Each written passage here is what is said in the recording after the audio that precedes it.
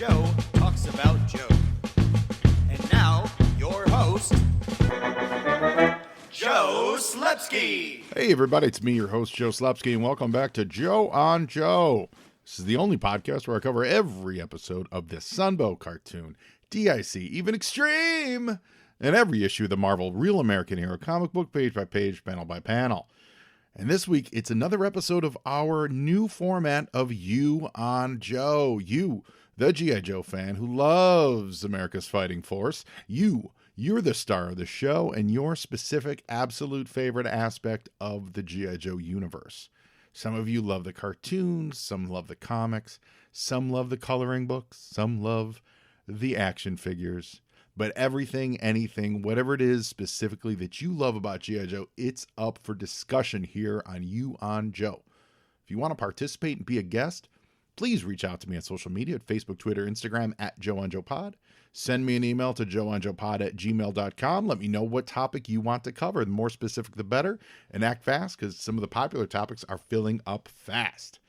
While you're online, please give us a rate and review on your podcast app. Every review helps grow the show. If you're so inclined, you can even visit our Patreon page at patreon.com/joeonjoepod. Help keep the show afloat. Speaking of that, let's give some big love to our fabulous sponsors, the Movies in a Meal podcast. In the beginning of time, the smallest organism gained sentience and thought to itself, I really need a good meal. Then, a bunch of other stuff happened, and finally the Lumiere brothers started showing movies in France.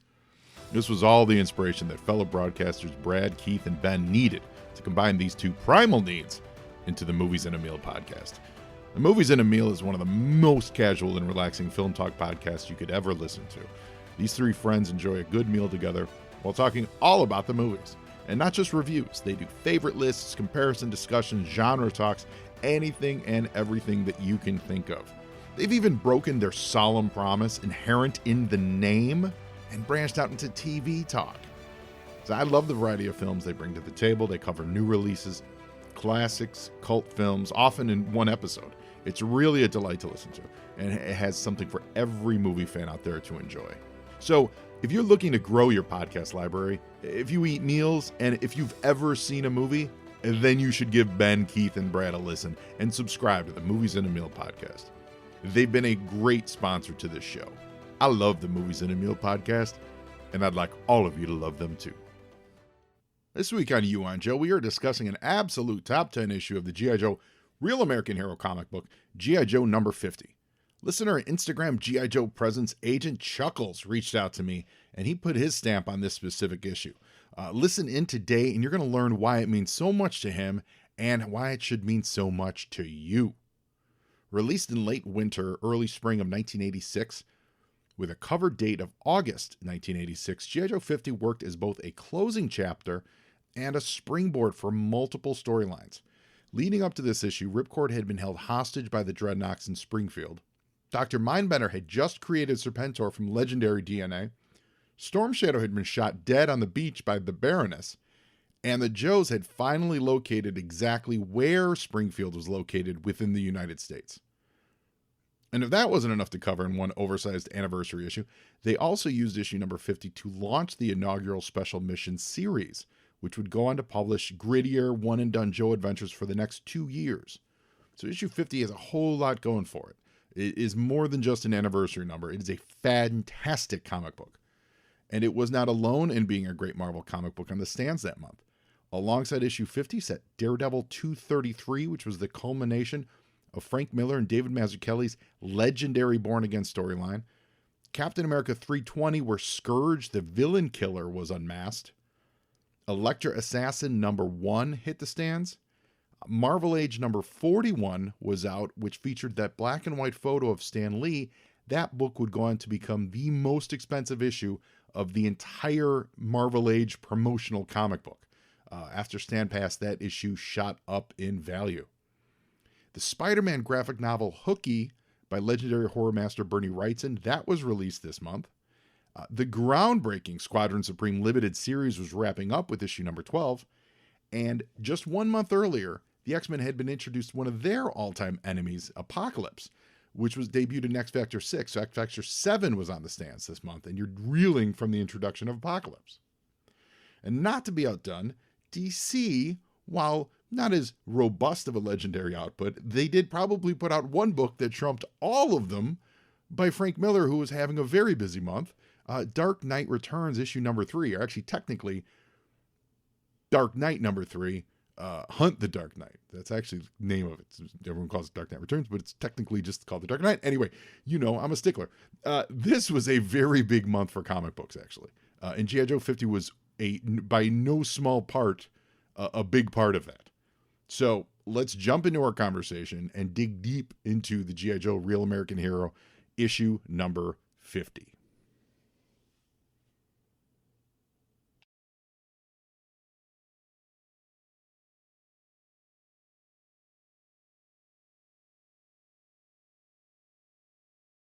Because I live on Whidbey Island, and you live on an island? Yeah, yeah. No, I live on Whidbey Island. Yeah, it's we have a Walmart about 35 minutes away or so. The only fast food chain is 30 minutes the other direction. It's a Dairy Queen. Because you have to if you want to come from the south end of the island, you have to take a ferry to get to it.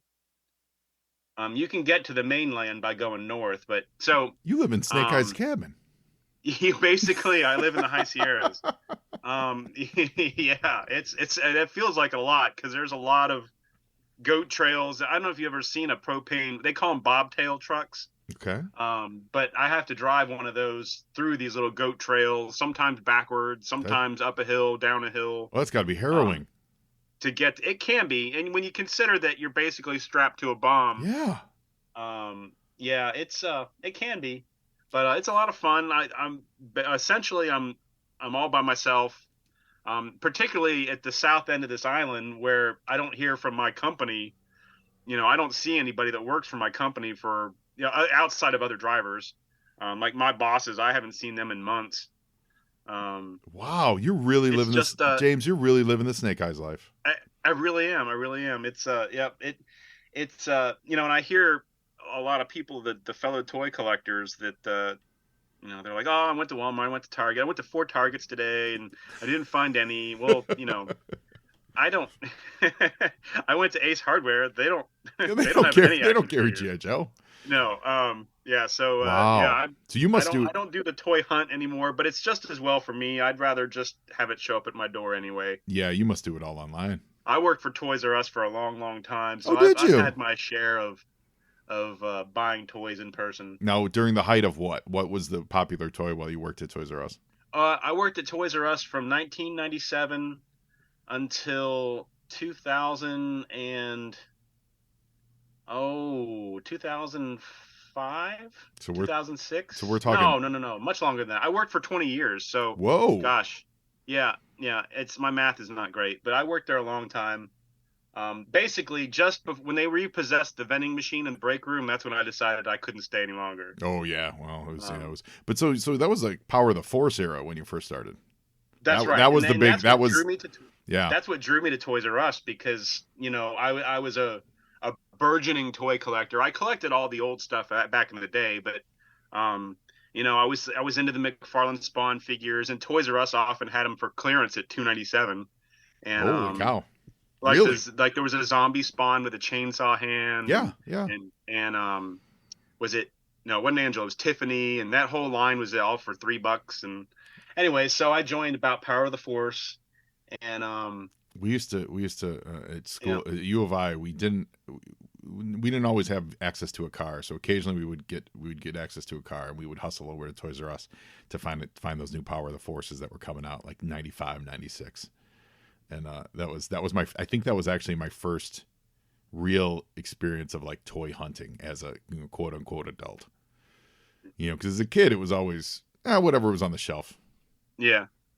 This was like me and my buddy Jim were like, they got new Star Wars figures.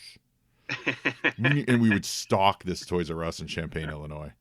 And we're like, I found a Leia. I found an Emperor.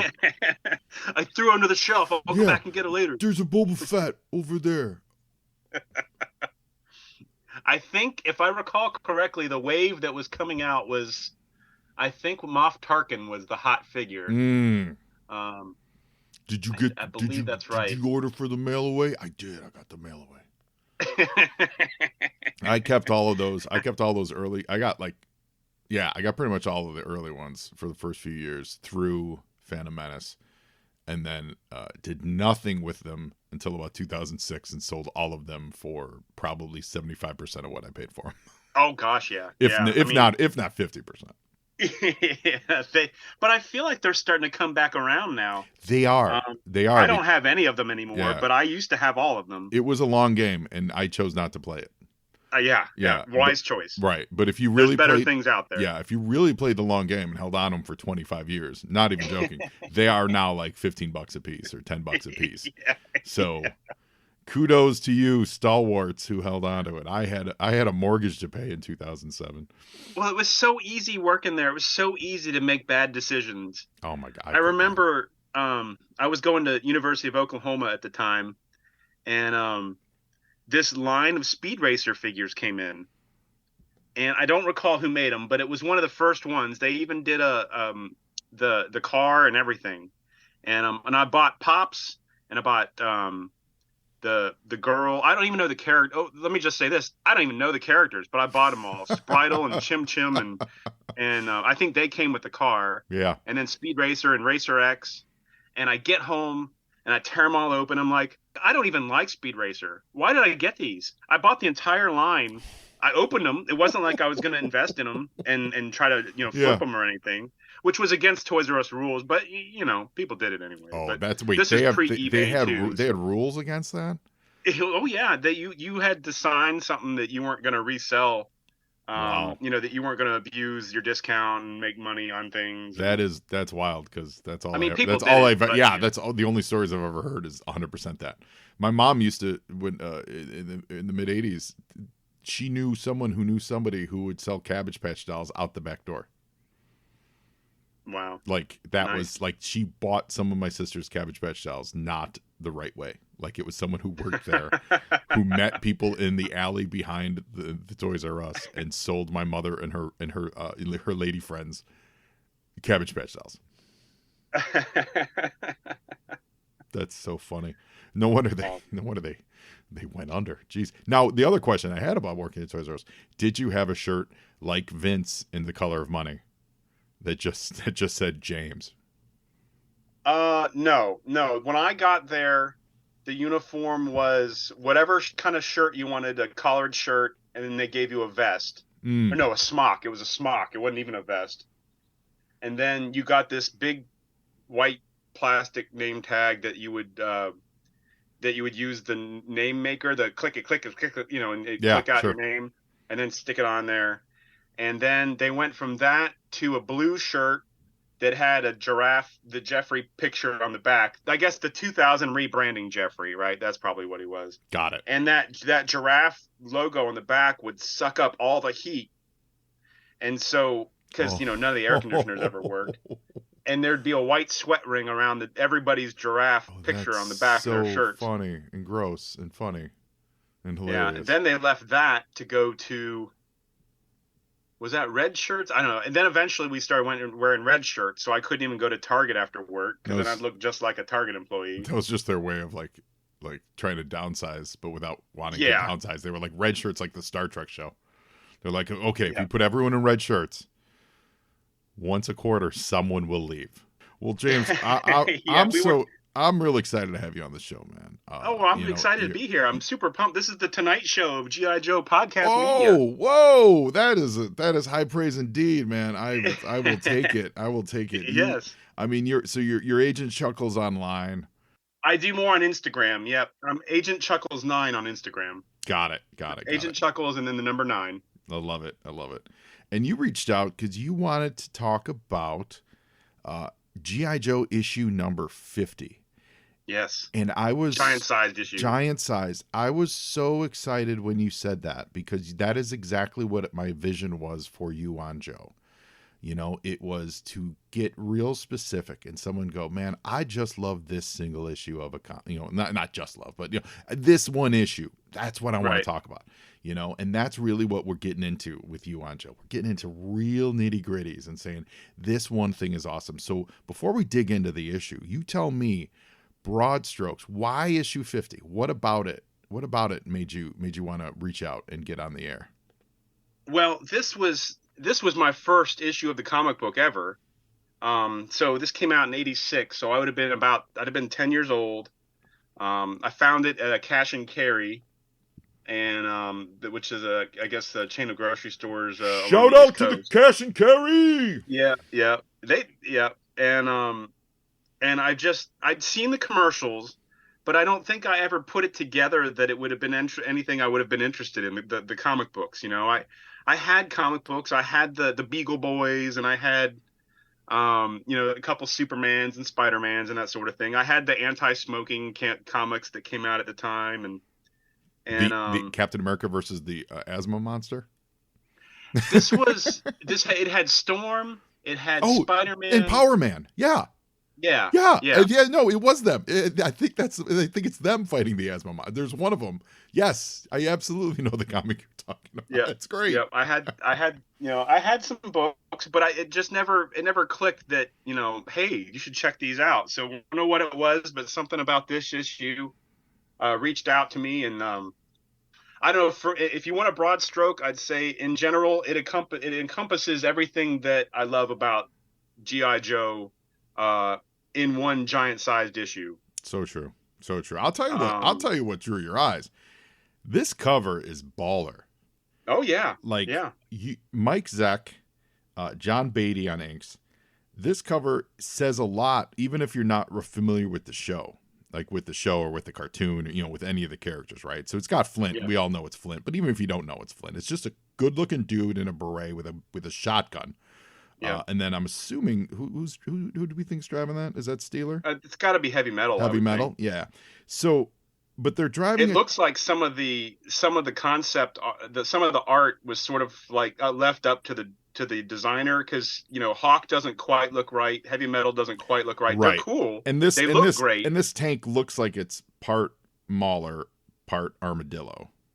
Right. Like it's green, it's not brown. You know what I mean? Like there's just a little off, but like it works. It 100% works for this image. Yeah. So you have a U.S. military tank rolling into a smoking, what you would think is some kind of like blown out Eastern European World War II kind of village. Like that's the vibe. That's exactly where my 40-year-old eyes went to Saving Private Ryan. Yeah. When they're in France. Yep. And then as your eyes drop down the page, you get Welcome to Springfield, a nice little town, firmly placing this in the United States of America. Now, we all know Springfield could be anywhere. They never actually named where it was. And that's actually a reference to, if you're a deep Joe guy, that's a reference to issue 8 or something like that, one of the early issues where they first invaded Springfield. But without any of that knowledge, all that stuff leads you to going, what is a U.S. tank bombing out, running into a town in America? What is happening here? That is so great. Yeah. It definitely brought me into grabbing the book and going, what's this all about? Yep. And flipping it open, and then, well, goodness, that first page. Oh, the first page is killer. You're right in the middle of the action. In medias res, baby. You're right in the middle. You're absolutely in the middle, and the art is so good. It's Rod Wiggum on pencil, so we'll do this. We're not going to do a full Joe and Joe illustrated page by page, panel by panel, because we'll be here all night. I don't know. We can do excruciating detail if you want. We absolutely can do excruciating. It'll be excruciating. But let's cover it. We've got Larry Hama once again, of course, on script. Rod Wiggum, one of my absolute top 3 favorite G.I. Joe artists. On pencils, Andy Mashinsky on fabulous inks, George Russo's to the coloring, Joe Rosen to the lettering, Bob Harris was the editor, and Jim Shooter, editor-in-chief. But you're right. And in the middle, in the picture, it says we're in Springfield. So in the middle, it's like diegetic sound, basically. It's diegetic imagery. So it sets the place in Springfield. The Joes are on the run. They're not winning this. No. And we've got Wounded. And that's something you never saw. Right. My inexperienced comic eyes, I go, whoa, he's banged up. Rakondo's not looking so good, and Scarlett's not, on Snake Eye's shoulders because she's feeling great. Right. She's got some. There's some scarlet cheesecake booty showing. Yeah. Yeah. I So- feel like that'd have been drawn a little bit more gratuitously these days. It but- would have been, yeah. Well, yeah. I mean, we're this like in the Image era. So if this were issue 150 instead of 50, there would have been a little bit more shaking that butt.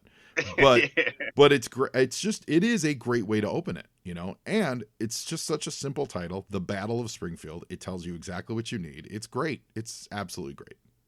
And Quick Kick's wearing shoes. Goodness. Oh, What is this? my God. Now the world is topsy-turvy. It could just be a color design flaw. I don't know. But No, yeah, it was just something I noticed. He's got a shoe. He's got a slipper on. I mean, I don't know how he functions without shoes. The shirt is enough of a how do you get along in life? How are you not constantly chafed, being cold, Yeah. etc. But the shoes, put on some slippers, man. Yeah, and it just gets into it, So the Joes are on the run. This team of Joes. Spirit calls in for assistance, and Hawk is basically like, "You're SOL." Yeah. Like, Good luck, buddy. Yeah, we got our own problems. Absolutely great. So we had to set this. They had just created Serpentor. I believe in the previous issue he emerged, and then in the in 48, wasn't 48 the one with the Mindbender carrying the sarcophagus? I believe so. Yeah. So it's all led up to this introduction of Serpentor. So if you're a new reader, you're getting this great new dude. And actually, there was something on here that I really liked. They said, yeah, on page, I guess page 2, Stalker saying the guy with the snake cowl and cape is too good. He anticipates Right. every move. So he's actually, from a narrative perspective, he's setting up for the reader this anticipation of, because again, if this is your first book, who is this dude? And then you get the dude there. And so it's like this, you don't have this clunky narration within Serpentor's orbit. Right. You have the enemy saying, the enemy being G.I. Joe, saying, this guy's legit good. He's countering everything that we're doing. And then you go to, oh, well, here's the guy in the snake cowl in the hood. Yeah. He must be good. We're the best, and we're saying he's good. So Exactly. And then we see it at play because when Serpentor sees one of his soldiers get shot down, he picks that soldier up and is like, we don't leave our own wounded anymore. Like, that's not what I'm about. You guys may have done this before. You guys may have left many dead Cobra troopers to parachute on their own, but we're not doing this anymore. Like, well, it makes you think about all the cartoons where Cobra Commander's in the helicopter and he turns around and flies away. completely. And you're like, oh, that's not what's going on here. He's, even though they're winning the offensive, he's not worried about, taking on, getting hit or anything like that. We see later. Yeah, as we see later. And this brings up something I want to talk about here of Larry, I think it's fairly safe to say that Larry was never a big fan of Serpentor, right? He wasn't, he found when the opportunity to write him out, he wrote him out. Although he did recently bring him back, in around 300. But the way that he writes Serpentor here is great. Oh yeah. I don't know what there is to not like about this. Yeah, he's trying to make the best of the situation, but he is hitting a home run while doing it. Yeah, he really is. Like this dude that he's writing for us in this book, this Serpentor is the guy that I want to see lead Cobra, and I want this constant power struggle between him and Cobra Commander. Sure, the DNA thing, his origins are, that's a little wonky and, a little crazy, but move past that and just say, wow, you really created a great nemesis for G.I. Joe. I've never had, have you ever had a problem with the whole snake cowl thing? Like, like his look? No, it made sense to me for some reason. I don't know. I really, this look he's got, and with the classified figures, I hope they get they're going to make everything as long as it sells. So I'm sure they'll get around to to something like this. But this was I played this battle a lot with my toys. Mm-hmm. This whole scene, right up to Beachhead and Leatherneck in the back of a garbage truck. I did all that. Great moment. Yeah, that's a great moment. Yeah, I loved it. I like the classified version. I actually think the cowl is too small on the classified version. Yeah, a little bit. Yeah. I wish it was bigger. Like if you're gonna, it's one of those things. Like if I'm in the room, I'm hanging out with my buddy Serpentor, we're chilling. And he's like, "Hey, check out this new look I got." I would go, you know what? If you're gonna do it, do it. You know, own it. Yeah. It helps. His silhouette is big cowl. Yeah, if you're gonna wear a cowl, own the cowl, because it looks like Right. like you're a little embarrassed to have the cowl. Do it. That's what I would have. That would have been my suggestion to the designers of the classified Serpentor is if you're gonna do the cowl, own it, baby. Don't be embarrassed. Yeah. Make it bedazzle it. Get out there. Yeah, make it as big and flashy as possible. Now, maybe realistically, maybe there was some kind of size constraint, you know, with either shipping or breakage on the toy or something like that. You know, maybe there was a reason for it. We don't know, but I thought it was a little too small. Yeah, make it and frankly, make it functional, because really, what that cowl does, it's a bulletproof protector against people sneaking up behind them. No, yeah. If you think about it, I don't think they've ever addressed that in the comic. But no, I never. It never even occurred to me. But yeah, that's his own little portable Pope mobile. Yeah, Totally right. Functionally, it works to stop people from sneaking up on you. So I'd say own that cowl, baby. Go for it, and throw a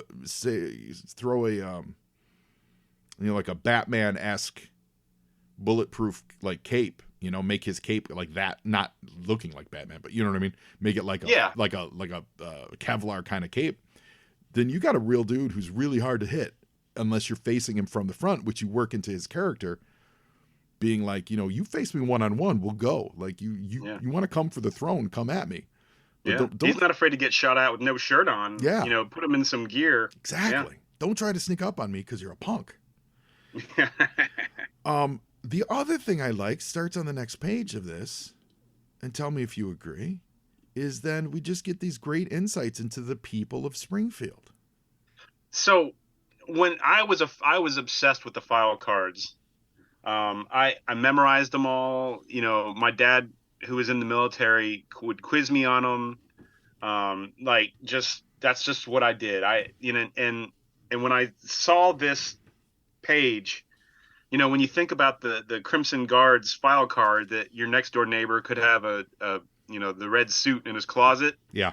This is what drew me to it. And I don't know that I knew at the time that Larry Hama did the file cards as well as the comic, but I think I was able to put together that the comics more accurately represented the file cards than the cartoon ever did. Right. I definitely did not know that they were connected. Because I was more. Yeah, I was more. I don't know when I even learned that, but it just seems like something I've always known. But certainly as a kid, I wasn't. You know, how could you know? Yeah, I was. Yeah, there was no internet. Yeah, I think I always leaned more towards the cartoon being the canon, just because it had a bigger imprint. You know? Well, it's weird like that. Like I watched the cartoons, but the comics became my canon. Oh yeah. Whereas with like Transformers, the cartoon is my canon. But I read the comics, but they didn't click with me like these books did. You're so right. You're so right, and I think you're absolutely. That is how it played out over the course of the last 2 decades, where the comic book became canon for G.I. Joe for most of us, whereas the cartoon became canon for Transformers fans. Right. You're 100% right there. That's cool. I like that. So we get a bunch of people. So there's a moment here, and it works really, really well. Larry has this Cobra guy. They're abandoning ship. He's going to shoot his dog. Oh, Clifford the big dead dog. Yeah. They're going to shoot the dog instead of leaving it to basically starve to death, assuming, or fall into the hands of G.I. Joe. Like, who knows what secrets this dog holds, right? Do you know the legend? Do you know like this history of Ace the Bat Hound and Batman? Oh yeah. How he was witness to a crime, and so Batman, the reason he put him in a costume is so no one would recognize Ace as the dog that was witness to the crime, and then he used Ace to sniff out the real killer. You know, that's the origin of Ace the Bat. Yeah. That's like this, like Sandy the dog knows too much. If Sandy falls into G.I. Joe's hands, it'll be doom for all of us. Yeah, it's gonna be like Mercer all over again. Yeah. Well, there's a, I actually just double checked as we were chatting here. I was like, please have Rod Wiggum have drawn Sandy running around in a panel later on. Right. Just a little Easter egg to say, yeah, no, they shot the dog. Yeah. That dog does not show up again. That dog is dead. No.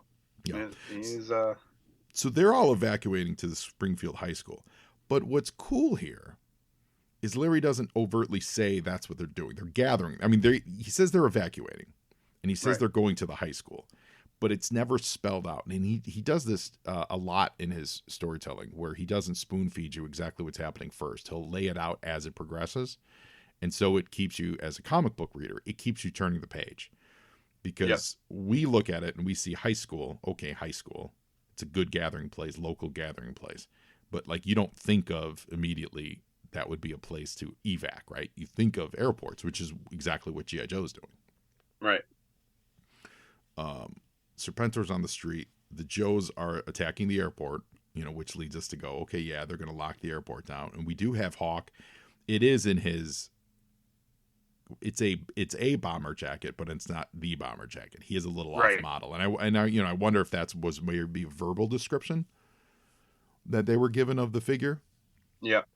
Or maybe, it's a cool look. It's just not quite exactly right. Yeah, or maybe a prototype that they Sure. had, like prototype sketches, because he does have the helmet, that he would have with the bomber jacket look. But I love his bomber jacket look. I do too. Once he went there, I don't ever want to see him not in that look.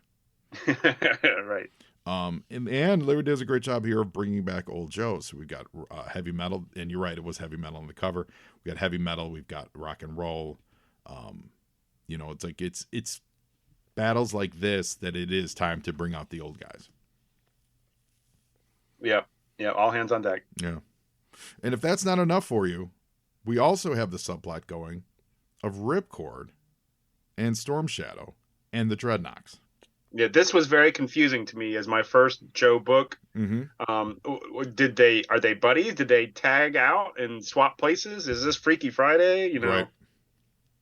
No, but eventually I was able to gather the back issues and put the pieces together. But well, you did what I love about comic books is they gave enough. There was enough interesting things happen here to make you want to go back and find out exactly what it was. You know what I'm saying?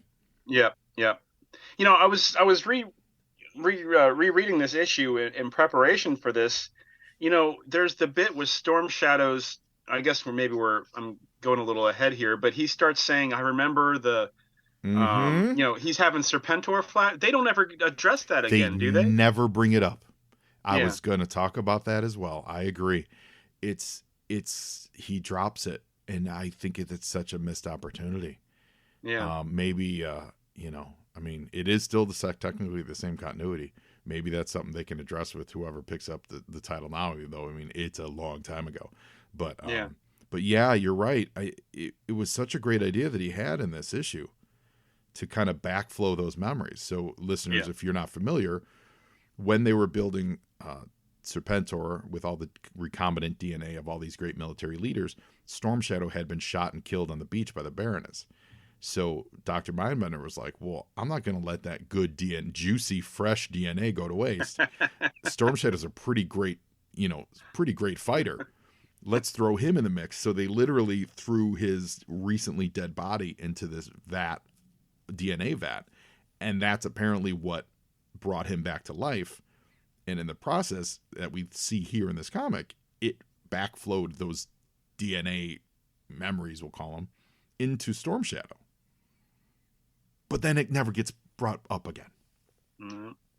So disappointing. You could make the argument though that knowledge and that kind of I guess you'd say perspective on life might be what made him ultimately revert to the G.I. Joes. Maybe maybe it was something like when you wake up in the morning after a dream and it kind of just fades out of your system. Mm-hmm. I had a dream last night. It was something with a goat. What, and then you're just, I, Yeah, I real don't quick, know let why me I go went back to goat sleep and first, try but to recapture that goat moment. yeah. God, what was that goat do? He's standing on top of something. Oh, I need my face. I need to get back in there. Yeah. And the other great subplot here is one of my all-time favorite plot lines of this was the Ripcord Zartan switch. Right. So that was Zartan, or rather Firefly and Scrap Iron had killed Ripcord's girlfriend. Mm-hmm. And Ripcord was then going to Cobra Island to get his revenge. Right. And then Zartan found him, beat the crap out of him, and swapped places with him and sent him back home. Or actually, Zartan went back home. Yeah, and that was one thing that when I went back and put those pieces together in my mind, I'm like, Ripcord, he's the one that's going to go commando, going to go Arnold Schwarzenegger, jump off a helicopter and just Mm-hmm. wipe out, that's the character they picked. And I was like, that's awesome. Yeah. Like, I never cared for Ripcord, but the fact that they take this character that wasn't, I don't know that he's anybody's top 10 character. No. And top 15 even, and sent him to go, just go rogue. I don't know. I just thought that's great. I thought it was awesome. I loved the Candy Apple storyline, and what was really good about it is that he failed. Yeah. And I think that's telling. Like, it was the guy you don't expect, and then he doesn't achieve his, No. he does in the sense of because he was going after Candy's dad. That's what he was doing, and then ultimately her dad rather, had a change of heart, right? Yeah. And then he got killed. But yeah, Rip failed, and just goes to show you not everybody's Snake Eyes. No. If you had Snake Eyes with you, you might have at least gotten out of there. Mm-hmm. Mm-hmm.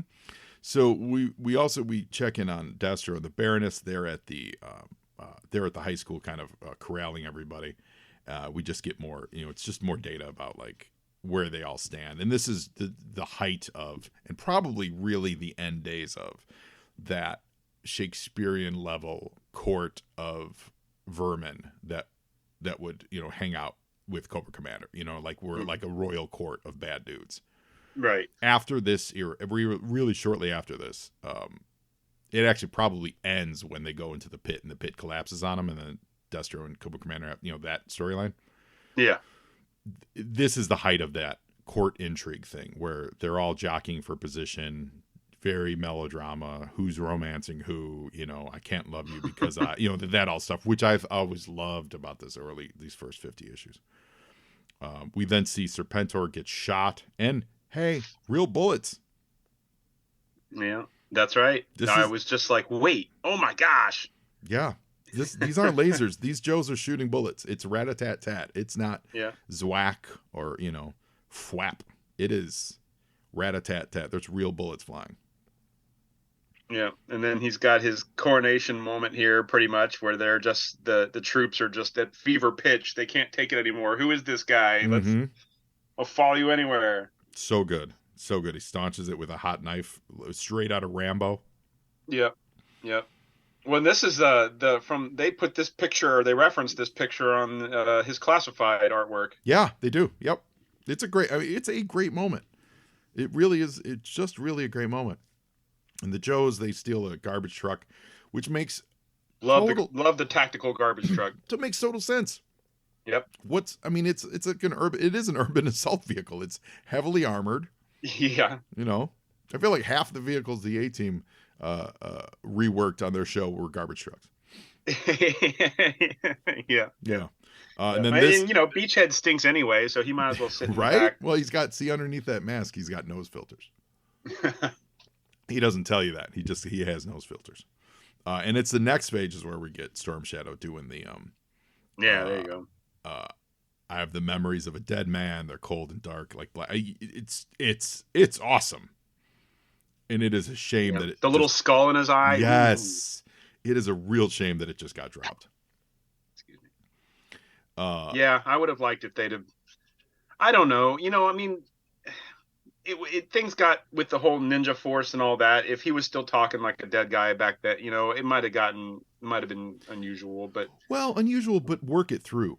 yeah, He seems to have worked through this off screen. That's my thing. yeah. Like this is just something that should or could or occasionally be referenced.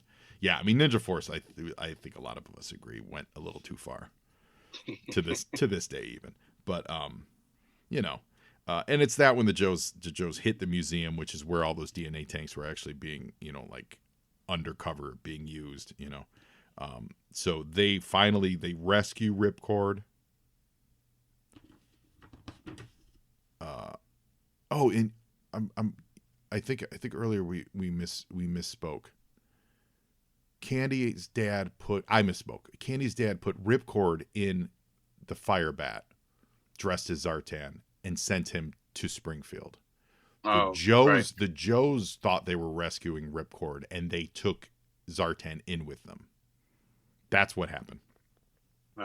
Yeah. I just listen. We'll cut that out. That's well, fine. No. We'll leave it at. I just want to avoid any letters. It's been a long. Listen, that's true. Listen, no, that's a vet move right there. Good job. This is issue 50. I just finished 155, so it's been a while since I've read. I've read this arc. And we get more of the classic G.I. Joe guys, right? We got Flash. He finds that there's the tunnels that were connecting everything under Springfield. They've been mined. So what's your no prize for him saying he's Zap? This is Flash. Yeah, no, he's mine. My hard copy you're right. Says this is Zap. Your heart. So you're looking. So I'm looking at the. I'm looking at the IDW complete collection. You're looking at the actual comic. I'm looking at the original issue. Oh, he says this is. Oh, so they fixed it. Oh, that's interesting. Yeah. Oh, that's great. Well, here's my no prize. It was Zap calling Flash. Oh, there you go. Because it's on a close up panel that doesn't identify exactly who it is, so it easily. Yeah, that's perfect. Well done. Well done. That's a good one. Yeah, he's not talking; he's listening. That's interesting. Because we're looking at two different versions. I didn't realize that. Okay, but it's Flash. But you're right. Yeah. Well, he also if it's Zap, where's his sweet mustache? Oh, so sweet. That mustache is the best. Yeah. I want to know who was responsible for painting that on. There was one person with a tiny brush who currently is still suffering from carpal tunnel. No. So, and the rule, what's great is this book moves so fast because he finds the bomb, and that's not even like the ticking clock for the rest of the issue. The next page, it's blowed. It's done. Yeah. It's all blown up. I do have to ask, man, you eels are dedicated to being in your costumes because you are wearing your scuba gear at the stadium. Like you're not, you're landlocked. You're nowhere near water, and you're still wearing all your scuba gear. Well, in my playverse, those backpacks functioned as a jetpack as well. So maybe they were getting ready to fly off. Oh yeah, like the bottom piece that would pop off.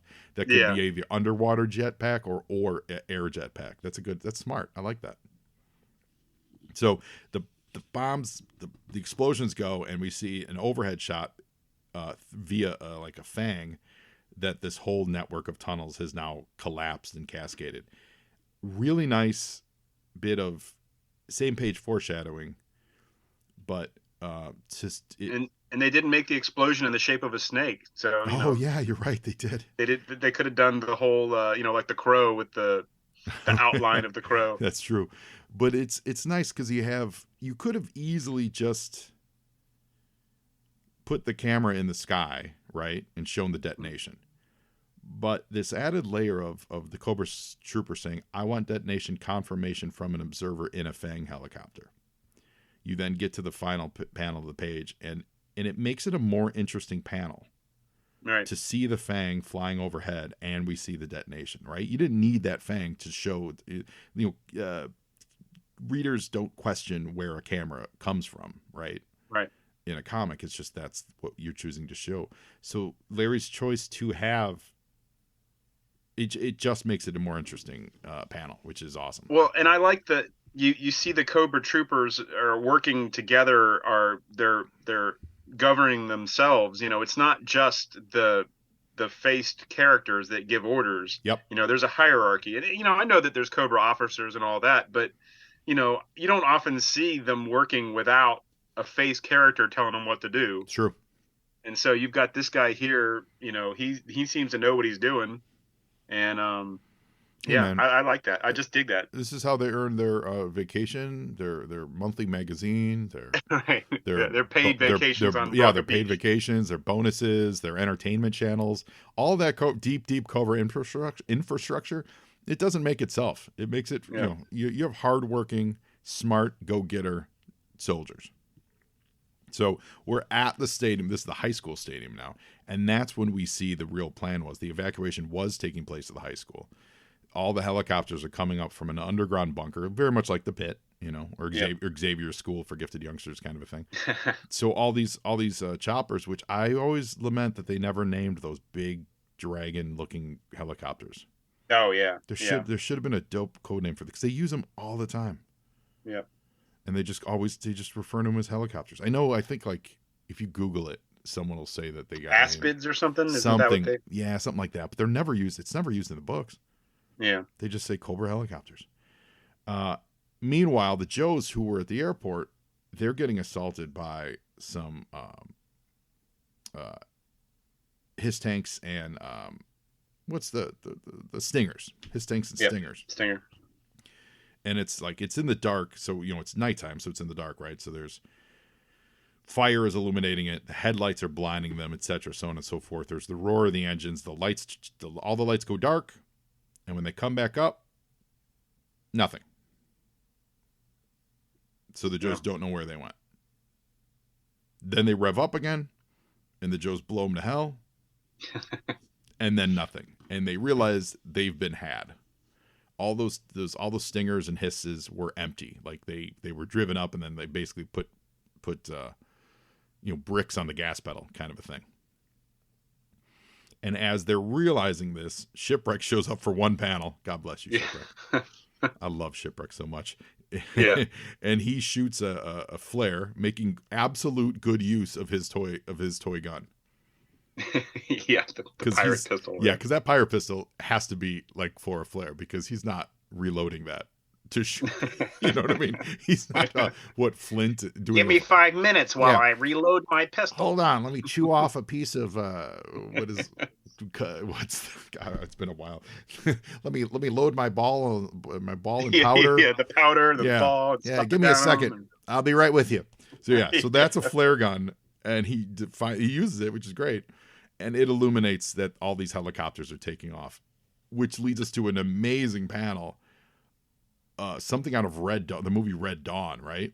Oh, yeah. It's all the Cobra machines in the air, and they're all flying away, and they're making their escape. Serpentor's on board. Baroness is making her flirty moves with Serpentor, and he's certainly answering back. That catches Destro's eyes. You see his head turn. Huh? Yeah. Oh, what? What? Yeah. I mean, maybe my love's been under my metal nose this whole time. It's so good. And that's more of that court intrigue. It's just so good. And we see that the Joes are like, we lost.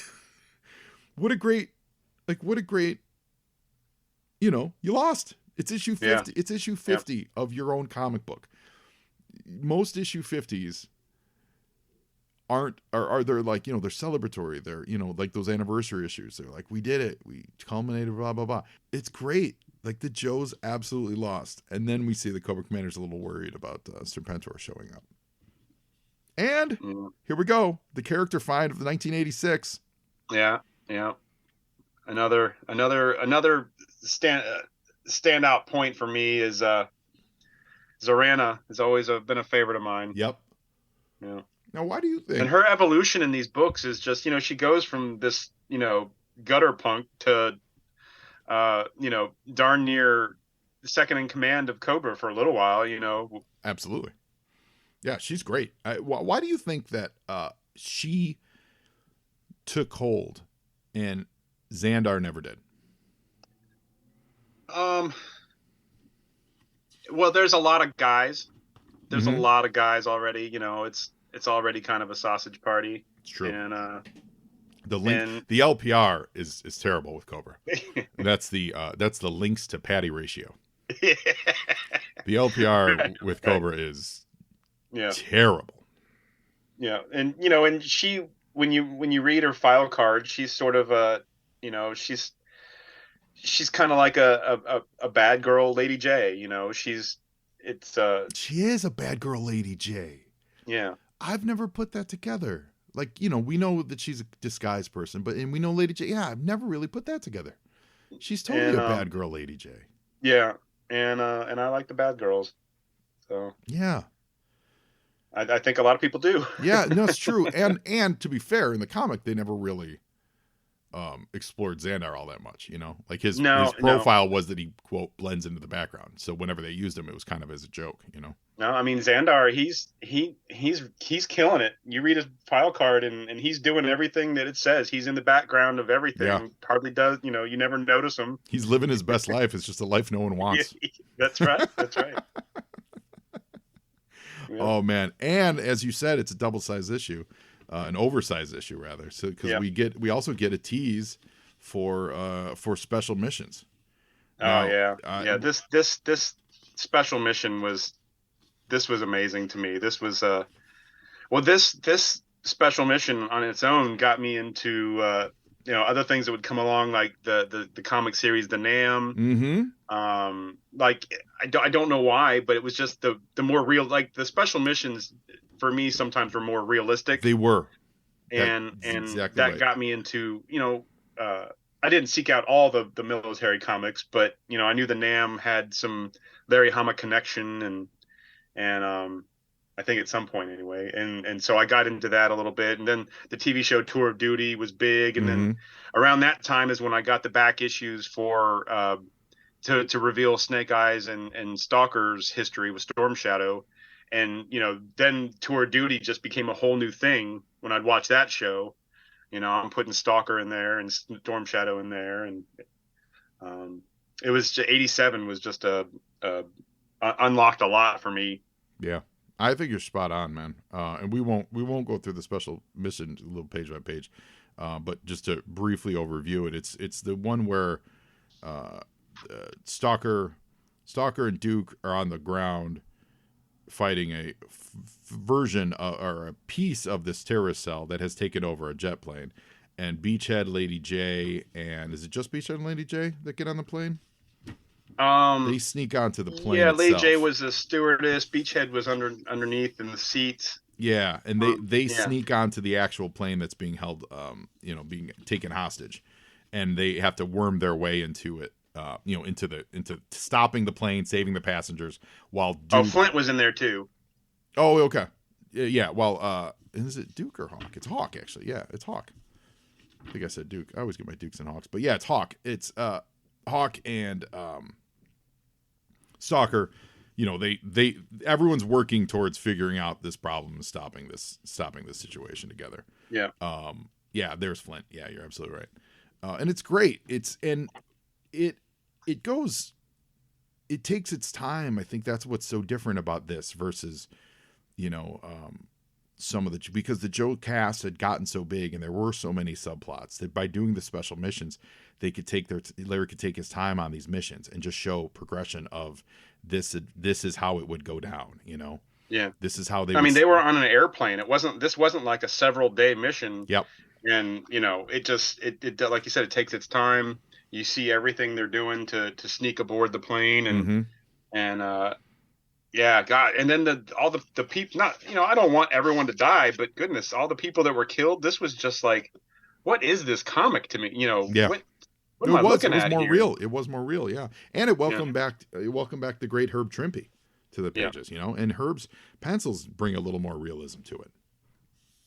And then one thing that really sold it for me is, again, my father was in the military, and he'd occasionally teach me a few of the PT songs that they'd sing, and Beachhead's, you know, crawling through the compartments, and he's singing "I Want to Be an Airborne Ranger," you know, and I was like, oh gosh, that's it.